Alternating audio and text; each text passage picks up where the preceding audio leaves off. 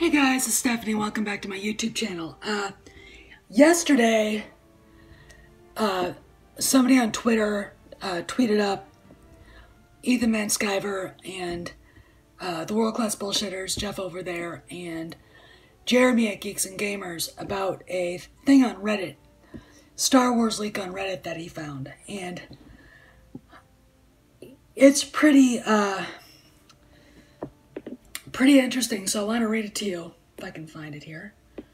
Okay, here we go. I'm going to read it as much of it as I can. I don't have my glasses on, so please bear with me. I keep forgetting reading glasses suck. All right. Reddit user, what's his name? It says, I used to work for Lucasfilm. Alright, I'm going to have to join this community, aren't I? I don't want to, but anyway. Okay. I used to work for Lucasfilm, and a number of us were let go at once last year. I'm being intentionally ambiguous for obvious reasons, as I don't want to reveal too much about who I am and what I did there. What I can say is that I occasionally had to deal with Kathleen Kennedy. First of all, I'm going to try not to trash her. Or bash her. I wouldn't want to work for her again, but I'm not going to go out on a hate fest. She's fine, and I'm sure she's fine in italics.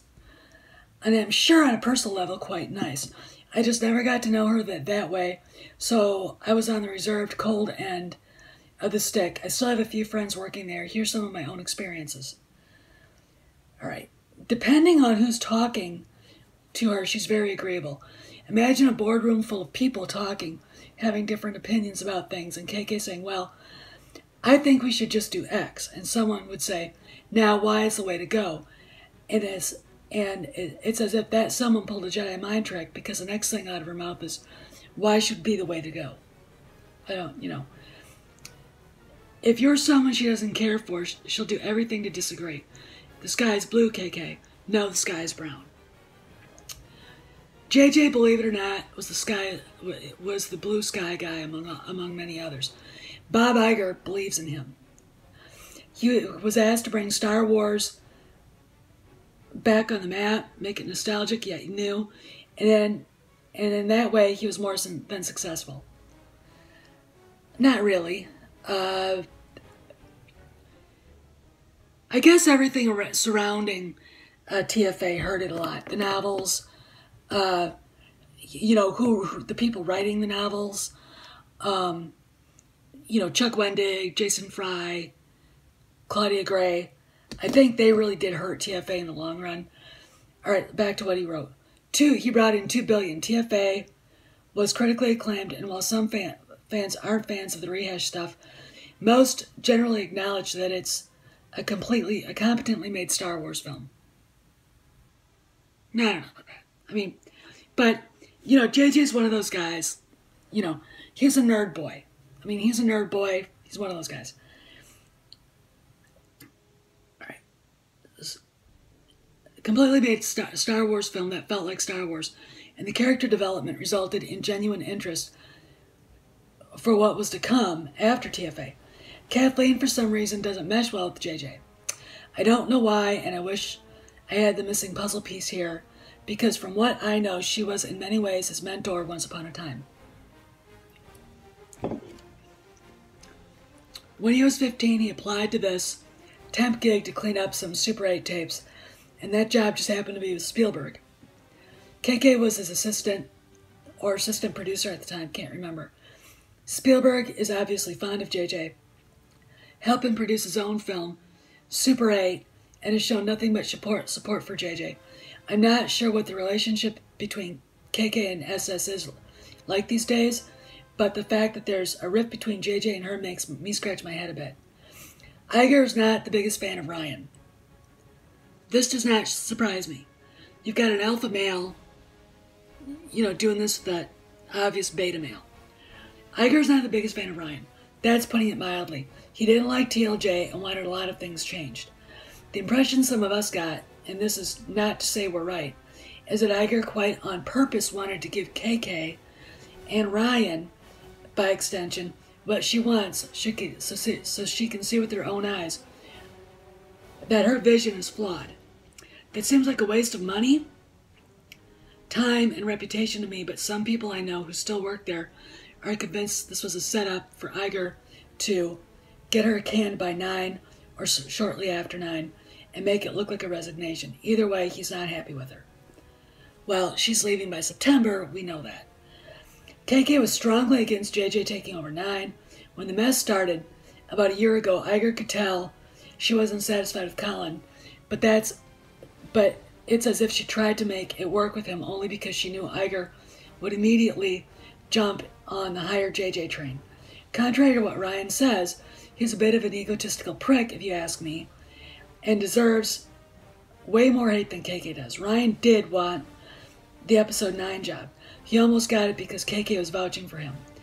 This is when Iger stepped in and asked JJ, who refused at first. I'm not sure what went on in those meetings, but JJ knew how messy the situation was because he was an exec producer still, and he didn't want to be part of it. If there's anyone who hates conflict and drama, it's JJ. This is a problem here. This is JJ not being the alpha male director that he needs to be. This is why you hire people like Ridley Scott or Christopher Nolan or Peter Jackson, because they don't take shit. They're like, this is what we're doing. All right. The rumors that JJ was offered the Lucasfilm president gig are apparently true, according to my friends who still work there. He declined, and he's sticking by that. He likes running a smaller studio, Bad Robot, and wants to move on after 9. Do you blame him? A bit about JJ, whom I never got to work with directly, but with whom I spoke more than Kennedy by a country mile. He's probably my favorite person involved based on his personality alone. He's still so passionate about Star Wars as a franchise and a genuine fanboy who wants nothing more than for these films to thrive, like all of us. Though it may not seem obvious to some of you, he is as close as we can get to the original 1970s George Lucas. He's a genuine certified nerd. He's sensitive, but not in an egotistical way like Ryan. JJ can accept and wants to hear criticism. He wants feedback. He still does his own thing if he feels he needs to, but he's very good at considering taking and applying feedback with his work. That shows in his growing work over the years, in my opinion. He cut out unnatural lens flares and repeatedly makes fun of himself for it. He slowly toned down and refined the mystery box thing. While it's still a major part of his filmmaking style, he's trying to find a balance. All these points make me agree with Iger, who I think may be a certified sociopath, but that's for another day. And that JJ is the right man for the job. I'm not sure I'd want him to run LF, but KK's wrong preferring Ryan over him. Ryan's ego is so inflated that he wallows in his own pity for a whole day as someone dares to tell him he's wrong or something needs to be fixed a bit. I don't loathe TLJ like some fans, but I don't hate it either. I just don't think Ryan should be involved in any more Star Wars films. The writer here is trying to be really, really, really nice. From what I get from Hollywood, no one likes Ryan. Nobody. He's lucky he'll be able to get an advertising job.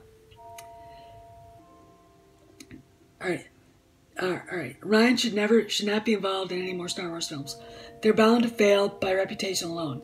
And I think after Solo, Iger himself realizes that Star Wars reputation is important. So if the Ryan trilogy happens, my jaw will drop on the floor so hard I won't be able to pick it up off the ground again. This is the most baffling thing to me, and I'm not even sure I can wrap my head around or believe it. I'm a guy who's 100% down with diversity, strong female characters, a.k.a. Ripley, Sarah Connor, Furiosa. I actually like TFA Ray. TLJ Ray has KK's fingerprints all over it, all through it. Where JJ tried to light a spark for a strong female lead, Ryan took KK's feminist extremism to a new level, making Ray unpalatable as a character. Nothing about the character is intriguing, and my fiancée herself finds TLJ Ray over the top. To push this extreme feminist agenda, KK knows she's getting all the blame and hate for it, does everything in her power to make it look like everyone who's hired on the same page is on her page. Cue IndieWire article. Intentionally clickbaity to make it seem like JJ is literally on the same page with her. JJ is undoubtedly into making progressive films with strong female leads, Alias, the girl from 10 Cloverfield Lane, Ray, and tons of diversity implied. Tons of diversity implied, judging from the head. All right. Tons of diversity. Cloverfield, Paradox, Lost, Westworld, Undercovers. But he knows how to find the right balance. What the article implied, judging from the headline, which seems to be what people read only, is that he thinks all Star Wars fans are misogynist racists. He was, in fact, only asked about a small minority of fans who are misogynist and racist, and he responded to a question only about those fans, not fans in general. They spin it to make him sound like KK, but he's not quite that extreme, and he knows that equality, which is what feminism is technically about, isn't supposed to alienate any group of people, white, straight males included. KK seems dead set on doing that, though. Unfortunately, I don't have any info on 9, but if you have any questions about how things are run, my points, feel free to ask them. I won't have much time tonight, but I'll try to respond ASAP. What I cannot answer is what I did for the company, how long I worked there, and when I was let go, and why I was let go. That's it. That's what he wrote. Now I'm going to go back and find what my friend said. Go back here. Back. Okay, you're not going to do what I want you to. This is really, really, really, really a big thing to me, and it says a lot, and I know it just screamed, it's true to me. That's what it screamed. I know it's on Reddit. I know I bashed Reddit. I know I did a lot. And, you know, it just, this, what I just read, and I'll leave you a link to it, just speaks to me loudly. Now I'm going to read a little bit about what my friend said with a caveat. I'm not going to tell you who he is. I'm not going to give you any initials. This is my friend, and these contacts I have are very important, and I would rather be shot dead than give them up. Okay, so this is what he said. All right, the personality descriptions are around 100%. Ryan is arrogant but deeply insecure. KK judges ideas based on whether she likes a person rather than whether the idea has merit. JJ is a nerdy Star Wars fan with good intentions. You can see that. But he's no Clint Eastwood, and he doesn't have the balls to do the ugly work of cleaning house. That's why he turned down Lucasfilm. All right. All exactly what I've heard. But it is the Machiavellian persona of Iger that is perfectly captured. Now, I know a lot of people think it's fake, basically because the article says that Iger basically let Kennedy do what she wanted to do, just so she can see how bad it was going to be. To me, I think it was letting yourself hanging yourself on her own petard. You know, Iger is a very hard-ass CEO. The fact that the person who wrote the Reddit entry says he's a sociopath. If you look at, you know, who are the sociopaths in society? CEOs are like in the #1 area, and then politicians. So that doesn't surprise me. The fact that he's very Machiavellian is also not surprising. You have to almost be that way to survive in business the way he has. So all exactly what all right, he turned KK, all right. He could have ordered KK to rework TLJ, but when he realized she and Ryan were heading for disaster, but he knew that KK was flying high after the success of TFA and Rogue One. If Iger had intervened, KK would have sent her flying monkeys to the media and, you know, implied that he would have had a real mess on his hands, you know, implying sexism, you know, la-di-da, he was being mean to me, and all that shit. So, basically, letting her screw up Star Wars has hurt Disney's bottom line, but Iger kept his job and is now stronger than KK, who is on her way out. It's pure Hollywood. I couldn't have scripted it better myself. That's why they're getting rid of her now. Basically, he had to wait till Solo flopped to, shove her out the door. Basically, had to wait until the shareholders were so pissed off that they denied him and his executives their bonuses in February. You remember I talked about that. So, is she out? Yeah. Does he have someone in mind to take over? I have talked to some people who have said, yeah, there are two people in mind. Do they have the balls to get rid of what they have to? You can expect in September to see a lot of people leaving. In fact, I got a strong suspicion that if Pablo Hidalgo himself isn't out, he's going to go out. He's going to be gone. He's still bitching about Iger and Disney on his Twitter bio, and I'm going to leave the latest iteration that I've seen. And it's really interesting. I basically went full-on aggressive bitch on Ryan the other day, and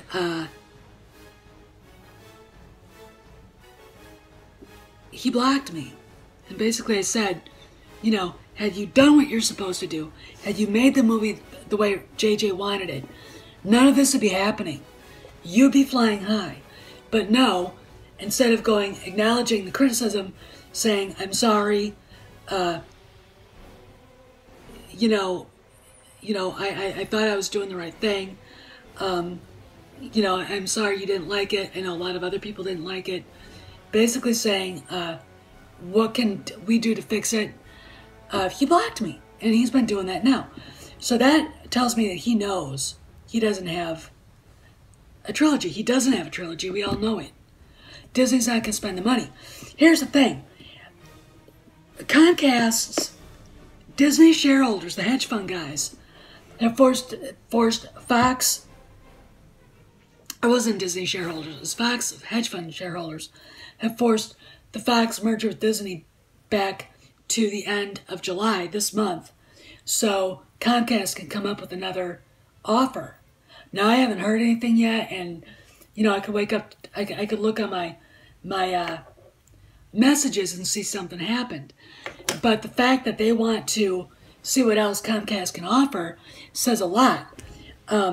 Disney can't even afford to buy back the shares that they were going to buy back now. Disney's in kind of financial straits with the 71.8 whatever $billion offer of money and stock options to Fox. And this stuff with Star Wars is one of the reasons why the Fox shareholders, those hedge fund guys, don't want to have anything to do with Disney anymore. And so it's something we've all got to think about and watch. I don't think Iger comes out looking like an evil monster. He's not a good guy here. He should have taken control sooner. It would have been better if KK freaked out, let KK freak out. But the fact remains is, he let her hang herself on her own petard, okay? And it was a swift, awesome Machiavellian move. And very savvy CEO. I don't think I like the guy very much. Do I find him to be a sociopath? Well, he's a CEO.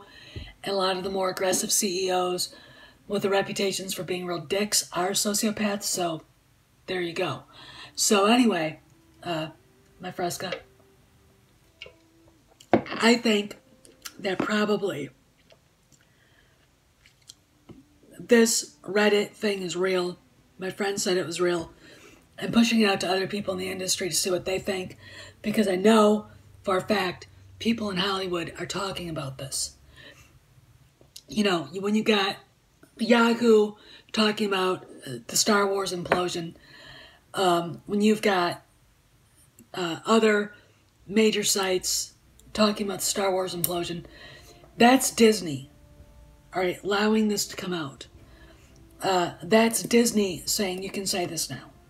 So just, I mean, you know, and now that the holiday is over, you know, we might see other things moving along a lot faster. If Comcast comes in and sweeps Fox off her feet with another offer, and Fox goes that way, a lot of heads will be rolling. Disney can't afford Lucasfilm to be not unprofitable, and it's going to eventually bleed over into the parks. You know, slowly but surely, Universal is nipping at Disney's heels, and as the upset over Star Wars and basically this SJW garbage in general goes on, I would say, you know, we're going to see some fireworks going on. So anyway, I want y'all to think about what I said. I know I went on for a long time, but these were pretty long and involved things coming out now. And I know it's Reddit. I know that, take it with a grain of salt. But after running it through at least one of my friends in Hollywood, and I'm going to run it through some other people, and I am right now, you know, I'll be able to say yes or no. And tonight, I think I'm going to go on live again, 9 o'clock Eastern, unless something is going on here. So look for me. If I'm not on, it's just because I went out to dinner or something with my husband. So anyway, this is Steph, signing out. See you around the galaxy.